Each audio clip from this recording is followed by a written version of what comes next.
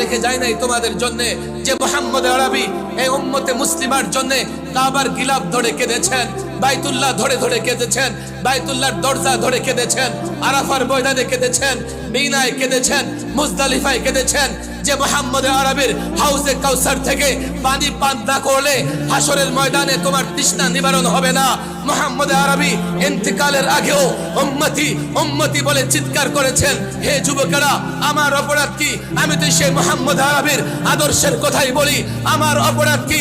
আমি তো মুহাম্মদ আরবির সুন্নাহর কথা বলি।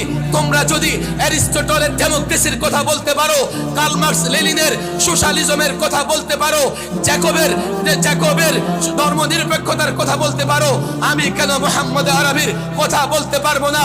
হাতে ধরি, পায়ে ধরি, তোমাদের সঙ্গে সমঝোতা হোক। আমি ইসলাম চাই, ইসলাম মেনে দুনিয়ার কল্যাণ চাই, আখিরাতের মুক্তি চাই। যদি সমঝোতা না হয় আমি ইসলামের কথা বলে ইসলাম প্রতিষ্ঠা করতে চাই। আর তুমি পশ্চিমা তন্ত্র মন্ত্র প্রতিষ্ঠা করবার জন্য আমার বিরুদ্ধে দাঁড়িয়ে যাও, আল্লাহর কসম আল্লাহর দ্বীন নিয়ে তোমার সঙ্গে আপোষ করতে পারবো না। আল্লাহর নবীর আদর্শ বাদ দিয়ে তোমার সঙ্গে আপোষ করতে পারবো না। আলেমের লাশ রাস্তায় পড়ে থাকবে, ডাস্টবিনে পড়ে থাকবে।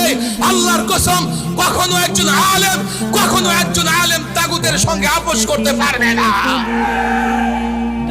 মুহাম্মদ আরবি তোমাদেরকে একটু ভালোবাসা রেখে যায় নাই তোমাদের জন্য যে মুহাম্মদ আরবি